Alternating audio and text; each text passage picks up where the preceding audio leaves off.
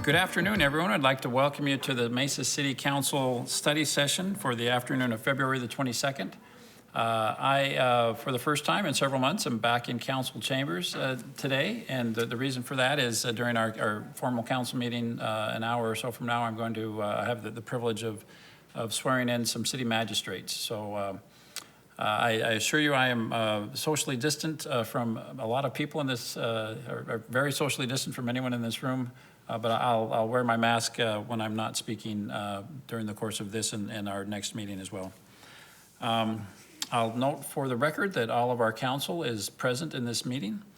The first item on our agenda for this meeting is to review the items on tonight's council meeting agenda. Council, are there any questions regarding items on our agenda for tonight's meeting? Mr. Luna. Hi, Mayor. Thank you. After the weekend, I had time to reflect on our decision for the non-discrimination ordinance, which is, I think, 9H. And I wanted to entertain the possibility of changing that from 15 to 5. So I wanted to entertain that with my colleagues to see if that's something that they could agree on. Okay, thank you, Mr. Luna. Vice Mayor Duff. Yes, I've also given some thought, and I think in order to reach a consensus in which we can all agree that moving to businesses with 5 employees or more would be acceptable, and I think we could move forward on the ordinance and make a difference for Mesa, for so many businesses. Many businesses that I've talked to and other cities that I've talked to, they have really done well by their non-discrimination ordinances in which more businesses, more events, conventions, sports teams and stuff have chose their city because they do have a non-discrimination ordinance. So I think it's very important that we adopt this. And if we can move to 5 employees, it's suitable for everybody. I'm amenable to the 5+ employees on the ordinance. We can make that change. Okay, thank you, Ms. Duff. Any other comments, council, on this? Yes, Mr. Heredia. I would agree as well. For me, what I like to see having applied to everybody, of course, but I think for compromise and ensuring that this ordinance, an ordinance that we've staff and stakeholders have looked at other jurisdictions and modeled it there and improved upon it. I think it makes sense to move forward based on the hard work and what it does and the progress that it makes. So I would be in agreement as well to move the number that we discussed on Thursday to 5 on the employer side. Okay, thank you, Mr. Heredia. If you don't mind, let me ask a practical question of Mr. Smith, and I know that there are other council members that have something to say.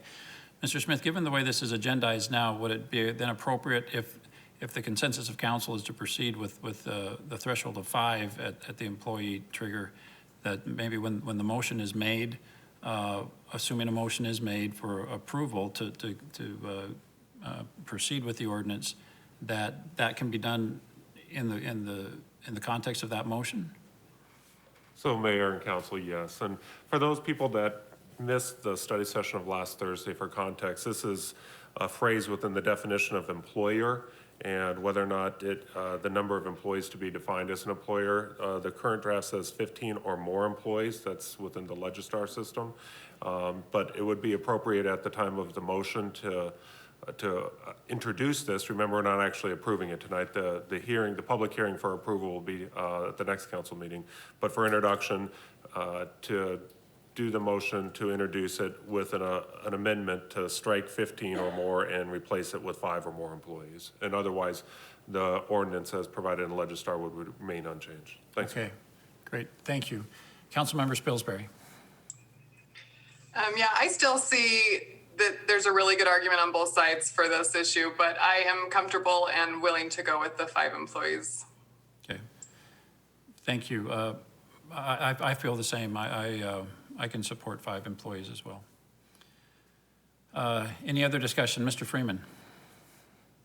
Well, thank you, Mayor. I'm proud of my colleagues, at least entertaining to go into 5. Councilmember Luna, that's great, and Vice Mayor, Councilmember Heredia. As I thought more about it, I still would like to stay at 15. That's my personal opinion, only because employment is an incredible source. And employers come to Mesa. They look at our workforce and our housing and all the amenities that we provide as a city. And the non-discriminating ordinance doesn't really play into an employer deciding whether or not they're going to come to Mesa. However, I do understand the fact that we don't want any discrimination from any employer in our community, especially our city. And I think, Councilmember Luna, you brought up the fact that there were probably 11,000 small businesses in our community. And I was thinking, when you said that, that's 11,000 more reasons not to have an NDO. And I'll just be frank with you, and we're good enough friends. We could agree to disagree and get through this. But at the end of the day, I respect your opinions, and I just wanted to be said, I just don't feel the city should be regulating small businesses. I just, regardless of their size, and I don't want to have any cumbersome ordinance for them to manage. With that, I've requested some information from our police department, how many citations might have been issued from any type of incident of this type. They're very few and far between. I want those who are listening to know that. But I'm still struggling with some of the data and then also some of the parts of the NDO. But so for right now, I'm going to hold my position at 15, and then I want to do some more pragmatic decision making and fact finding, and then on March 1st we'll know the answer. So thank you. Thank you, Mr. Freeman. Let's go to Mr. Thompson and then Mr. Heredia. Thank you, Mayor. I agree with Councilmember Freeman. My notion of sticking to the 15 was really to follow the EEOC guidelines, Title VII. And, it's pretty clear at the EEOC where they stand. And I thought us mirroring them would make this compatible or not compatible, but make it, I guess, mirror federal law. And that was my reasoning behind it. But, in essence, I really don't believe we need an NDO in Mesa. The emails that we've all been getting show that this is a very decisive topic when it comes to the city of Mesa. I know a lot of the emails we're getting are coming from outside the city of Mesa as well. I just hate that we have something like this that's tearing our citizens or driving a wedge between our citizens. And honestly, I wish that this ordinance wouldn't have come up. I wish that it would have stayed on the shelf, and I would hope that it would go back on the shelf, for the sanctity of our community as a whole. Okay, thank you, Mr. Heredia. Yeah, Mayor, thanks. I would ask, I don't know if it's doable, maybe to, as we progress with this discussion, if we can add maybe a annual review to the process of what's working, what's not working, for us to have staff bring back a year from now, if it does pass, to review what's happening with this ordinance, if that's possible. I don't know. How would you add it to the current language, Mr. Smith or the mayor? So Mayor and Council, you don't need to add language into the ordinance. I mean, you can just simply direct the city manager and staff to give you an update a year from now on how it's working, and that would occur. Okay. Thank you, Mr. Reddy. I've heard that suggestion and as well and would support it. I think this is going to be a learning experience for our community and a positive experience. And so I think the more we evaluate it and talk about it before, during, and after the process, the better the learning experience will be for all of us. Mr. Freeman. Thank you, Mayor. And I think further discussion is, in talking to our neighboring cities, communities, there's been very little, if any at all, discrimination. And some of that's been vetted because of a complaint that was not really credible. And I know that's really, we're talking discrimination, but the nuts and bolts in here is about some of the gender identification, the transgender, self-identifying. And I know it's a sensitive subject, but it needs to be addressed to where, families and children and women and girls, and men as well, need to be safe regardless of where they're at. And I think that's something that, we can't manage as a city. And that's what really I struggle with is how are we going to, in my public safety experiences, I like to protect everybody regardless. And we don't need any lewd or nefarious or other type of activities in our community and our public places that we enjoy. And that's what we strive to do as a community, is provide a safe place and quality of life for our residents. So I guess that's why I struggle with this, but yet at the end of the day, we're going to have to make a pragmatic decision on this. And employment isn't the only issue. I think it's the discrimination. We don't want to discriminate and have any employer. So I appreciate my colleagues at least coming up to 5, and we'll just wait later and see what we can work out. So thank you. Thank you, Mr. Freeman. Ms. Spilsbury. I have so much I want to say, so I'm going to try to keep this brief, but I just want to take exception to the implication that this ordinance somehow makes our city unsafe. It just doesn't. I am a woman. I have 5 daughters, 6 if you count my bonus daughter.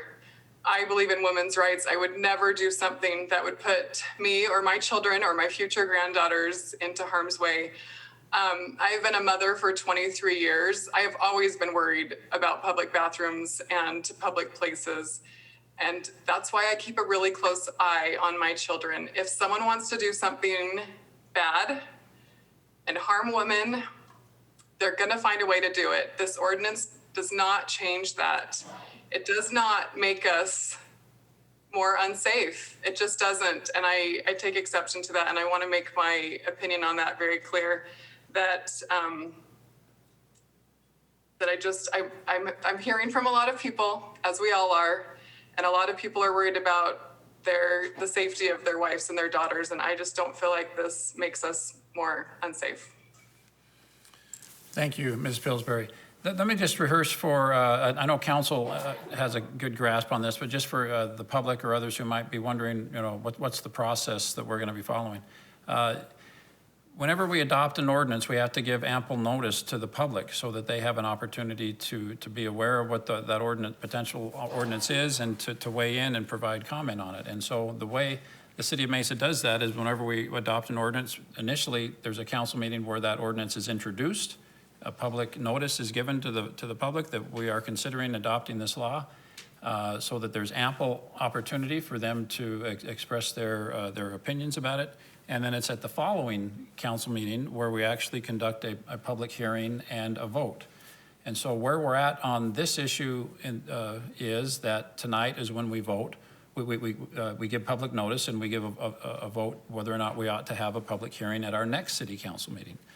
So there are people that have asked to be heard tonight, and of course we will accommodate them and listen to all the public comment that has been requested tonight. We'll do the same thing next week. So there's going to be a lot of opportunity for public engagement, a lot of opportunity for every member of the council to say whatever they want to say, really several more times between now and when we have the vote at whenever that might be.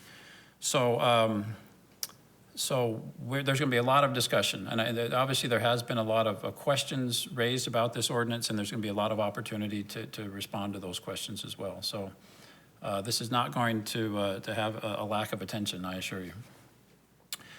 Any other comments on this agenda item? Is there anything else on tonight's formal council? I mean, everything with the exception of the item we were just discussing is currently on the consent agenda. However, we are swearing in a couple of new magistrates and appointing a city auditor at the beginning of our next meeting. Mr. Freeman, I saw your hand up. Yeah, Mayor, thanks. 5A, I know that there's been a lot of discussion in my district. Would there anybody like to report on 5A for me and give me an overview on how that's progressing? Mr. Freeman, I don't see, are you sure it's 5A?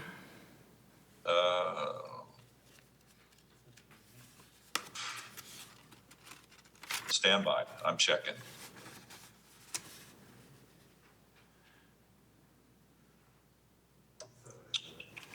Might it be 7A? Good point, yeah. The antigen rapid tests? No, unless my, Councilman Freeman, do you know the topic? yeah, it's the 12 to 1400 blocks of West Pro Drive, 1100 block of North Alma School. It's zoning case 20-00538. Okay, so that'd be somewhere further along in the agenda. Mayor, Which number is Go ahead, it? Nana. Vice Mayor, I think you're looking at the March 1st agenda. Oh, you're a week ahead of us, sir. Yes. Did you hear that, Mark? Well, it's probably, it's not on tonight's agenda, it's on next week's agenda. Okay, thank you. You bet. That's why I stumped, I just tested everybody. Hey, you did a good job. Way to stay. That's a way to stay on top of your projects in your district, though, Mark. Staying a month Yeah. ahead. Thanks, Nona. You got our attention, Mark. Yeah. All right, I'm good, sir. Thank you. Council, anything else on tonight's agenda that you'd like any additional information on? All right, hearing none. Next item on our agenda is item 2, that's current event summary and reports on meetings and conferences attended. Anything you'd like to share with us? Mr. Luna.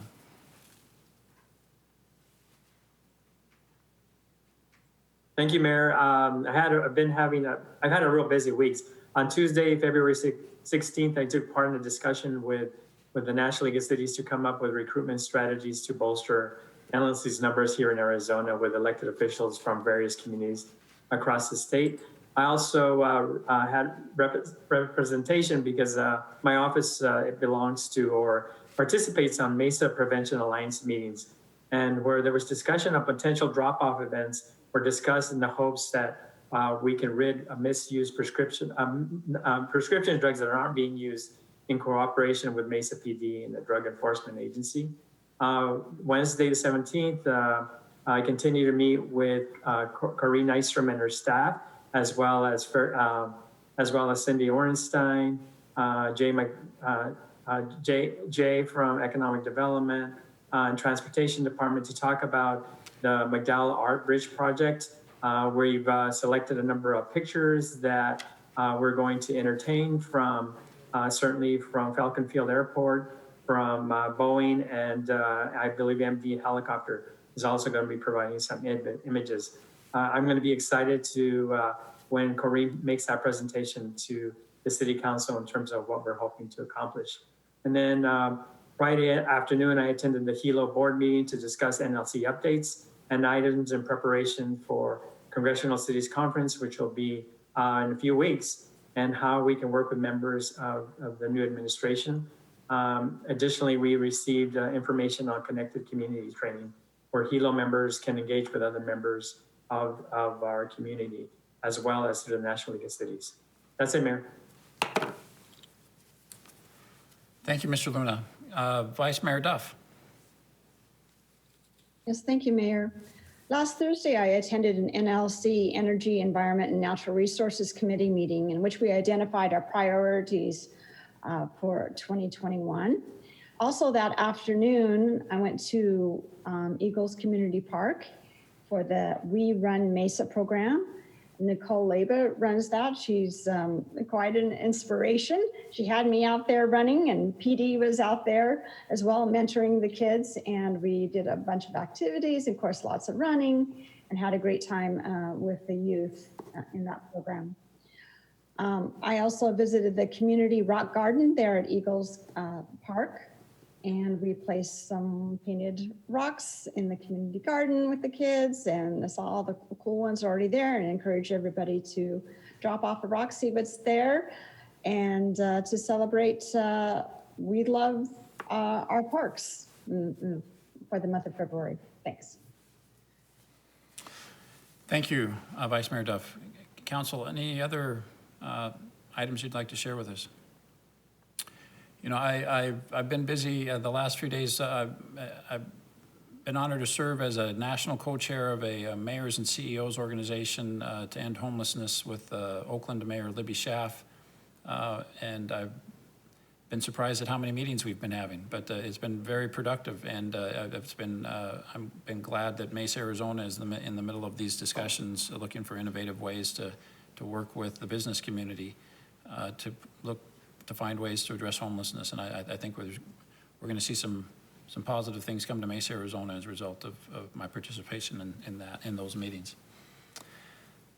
All right, Council, if there's nothing else, the next item on our agenda for this meeting is just hear from Mr. Brady on our future meetings. Thank you, Mayor. Obviously, we have scheduled this Thursday morning at 7:30, the next study session, and we'll have a variety of items to review with council during that time. Thank you. Thank you. That concludes the meeting, the agenda item for this meeting. If everyone could just unmute. All in favor of adjourning this meeting, please indicate by saying aye. Aye. Aye. Thank you. We are adjourned. We will reconvene at 5:45.